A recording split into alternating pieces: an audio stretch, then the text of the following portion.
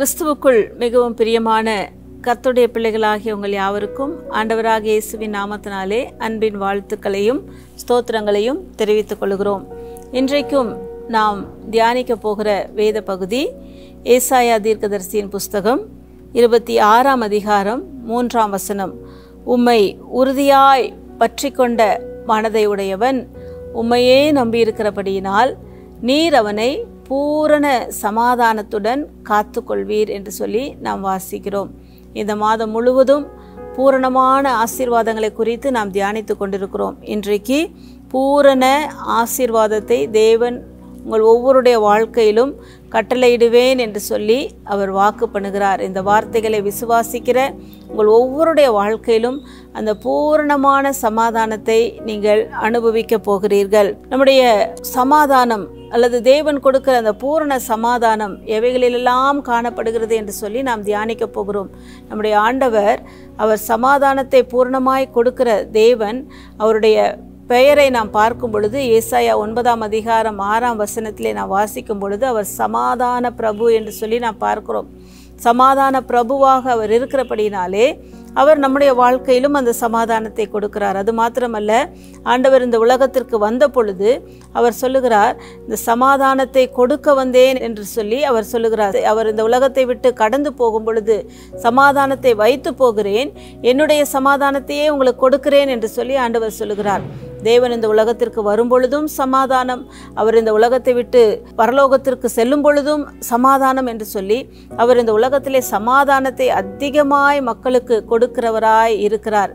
வேதத்திலே நாம் வாசிக்கும் பொழுது எந்தெந்த பகுதிகளிலெல்லாம் அந்த சமாதானம் கடந்து வருகிறது என்று சொல்லி நாம் பார்ப்போமானால், யோபுடைய புஸ்தகத்திலே 5ஆம் அதிகாரம் 24ஆம் வசனத்திலே உம்முடைய கூடாரம் சமாதானத்தோடு இருக்க காண்பீர் என்று சொல்லி நாம் வாசிக்கிறோம். முதலாவது சமாதானம் நம்முடைய வீட்டிற்குள்ளாக, நம்முடைய கூடாரத்திற்குள்ளாக தேவன் சமாதானத்தை கொடுக்கிறார். அதை தான் சங்கீதம் 122ஆம் சங்கீதம் 7ஆம் வசனத்திலே நாம் வாசிக்கிறோம், உன் அலங்கத்துக்குள்ளே சமாதானமும் உன் அரண்மனைக்குள்ளே சுகமும் இருப்பதாக என்று சொல்லி நாம் பார்க்கிறோம். நம்முடைய அலங்கம் என்பது நம்முடைய வீட்டை குறிக்கிறது.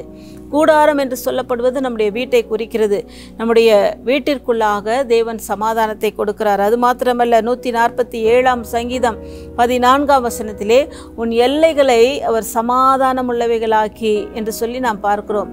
தேவன் நாம் வாழ்கிற நம்முடைய எல்லைகள் எல்லா பகுதிகளிலும், எல்லைகள் எங்கிலும் அவர் சமாதானத்தை கட்டளையிடுகிறவராய் இருக்கிறார் என்று சொல்லி நாம் பார்க்கிறோம். அது மாத்திரமல்ல, சங்கீதங்களின் புஸ்தகம் 4ஆம் சங்கீதம் 8ஆம் வசனத்திலே நாம் வாசிக்கும் பொழுது சமாதானத்தோடே படுத்துக்கொண்டு நித்திரை செய்வேன். நம்முடைய நித்திரையிலும் கூட ஒரு சமாதானத்தை கர்த்தர் கொடுக்கிறார். அநேகருக்கு அந்த நித்திரை இல்லாமல், ஏனென்றால் சமாதானம் இல்லாதபடியினாலே அவருடைய வாழ்க்கையிலே நித்திரை இல்லாமல் அவர்கள் கஷ்டப்படுகிறதை பார்க்கிறோம்.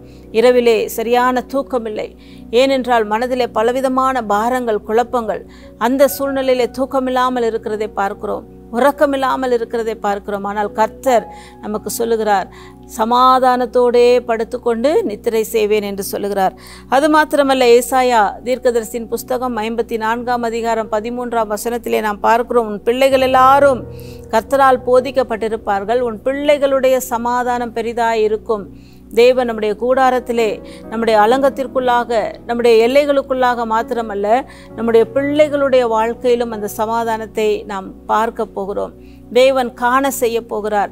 பிள்ளைகளுடைய வாழ்க்கையில் இன்றைக்கு அநேக குடும்பங்களிலே பிள்ளைகள் ஒருவரோடு ஒருவர் சமாதானம் இல்லாமல், பேசிக்கொள்ளாமல், பலவிதமான பிரச்சனைகளோடு கூட, அவர்கள் பலவிதமான கோபங்களோடு கூட வாழ்ந்து கொண்டிருக்கிறதை, பிரிவினைகளோடு கூட வாழ்ந்து கொண்டிருக்கிறதை பார்க்கிறோம். ஆனால் கர்த்தருடைய பிள்ளைகளுக்கு அவர் சொல்லுகிறார், உன் பிள்ளைகள் கர்த்தருடைய சமாதானத்தினால் நிறைந்திருப்பார்கள் என்று சொல்லி, பிள்ளைகளுடைய சமாதானம் பெரிதாயிருக்கும் என்று சொல்லி இந்த இடத்திலே நாம் வாசிக்கிறோம். அது மாத்திரமல்ல, கடைசியாக நாம் பார்க்கும் பொழுது அந்த தேவன் அந்த சமாதானத்தை நம் ஒவ்வொருடைய வாழ்க்கையிலும் பூரணமாய் கொடுக்கிறவராய் இருக்கிறார் என்று சொல்லி நாம் வாசிக்கிறோம். ஆம் பிரியமானவர்களே, இந்த வார்த்தைகளை கேட்டுக்கொண்டிருக்கிறதான நீங்கள் யாராய் இருந்தாலும் இன்றைக்கு கர்த்தர் உங்களுடைய வாழ்க்கையிலே அந்த சமாதானத்தை அவர் பூரணமாய் கட்டளையிடுகிறவராய் இருக்கிறார்.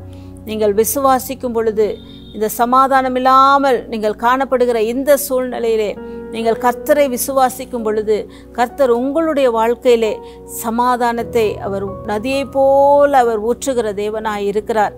எதை குறித்தும் நீங்கள் கவலைப்பட வேண்டிய அவசியமில்லை. எதை குறித்தும் நீங்கள் கலங்க வேண்டிய அவசியமில்லை. நீங்கள் கர்த்தரை மாத்திரம் நோக்கி பாருங்க.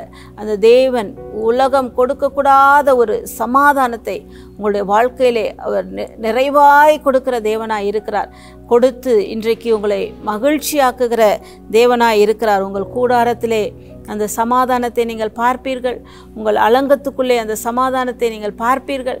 உங்கள் எல்லைகளுக்குள்ளே அந்த சமாதானத்தை நீங்கள் பார்ப்பீர்கள். அது மாத்திரமல்ல, உங்களுடைய நித்திரை சமாதானமாயிருக்கும். உங்கள் பிள்ளைகளுடைய வாழ்க்கை சமாதானமாக இருக்கும். கர்த்தர் இப்படி எல்லாவற்றிலும் அந்த சமாதானத்தை நிறைவாய் கொடுத்து உங்களை சமாதானமாய் வழிநடத்துவாராக. சமாதானத்தை கொடுக்க வந்த தேவன், சமாதானத்தை வைத்து போன ஆண்டவர், அந்த சமாதானத்தை இன்றைக்கு உங்களுடைய வாழ்க்கையிலும் அவர் கொடுக்க போதுமானவராய் இருக்கிறார். அந்த சமாதானம் பூரண சமாதானமாக இருக்கும். இந்த வசனம் சொல்லுகிறபடி அவரை உறுதியாய் பற்றி கொள்ளுங்கள். அவரையே நம்பியிருங்கள். அவர் உங்களை பூரண சமாதானத்தினாலே காத்து கொள்வாராக. கண்களை மூடி செபிக்கலாமா? எங்கள் அன்பின் பரலோக பிதாவே, இந்த அருமையான வேளையிலும் நாங்கள் தியானித்த நம்முடைய வார்த்தைகளுக்காக நன்றி செலுத்துகிறோம் அப்பா. ஆண்டவரே, பூர்ண சமாதானத்தினால் எங்களை காத்துக்கொள்ளுகிற தேவன், ஆண்டவரே, எங்களுடைய கூடாரத்திலே, எங்களுடைய அலங்கத்திற்குள்ளாக, எங்களுடைய எல்லைகளுக்குள்ளாக சமாதானத்தை கொடுக்கிறவர் மாத்திரம் அல்லப்பா. ஆண்டவரே, எங்கள் நித்திரையை சமாதானமாக்குகிறீர். எங்கள் பிள்ளைகளுடைய வாழ்க்கையிலே சமாதானத்தை கொடுக்கிறீர். பிள்ளைகள் ஆண்டவரே கர்த்தரால் போதிக்கப்பட்டிருப்பார்கள். பிள்ளைகளுடைய சமாதானம் பெரிதாயிருக்கும் என்ற வசனத்தின்படியே ஆண்டவரே ஒவ்வொருடைய குடும்பங்களிலும் பிள்ளைகளுடைய சமாதானம் பெரிதாயிருக்க கர்த்தர் உதவி செய்வீராக. அன்பு கரங்களிலே ஒப்பு கொடுக்கிறோம். நீரே மகிமைப்படும். இயேசுவின் மூலம் பிதாவே, ஆமேன். கர்த்தர் உங்கள் வாழ்க்கையிலே சமாதானத்தை பூரணமாய் தந்தருளுவாராக. ஆமேன்.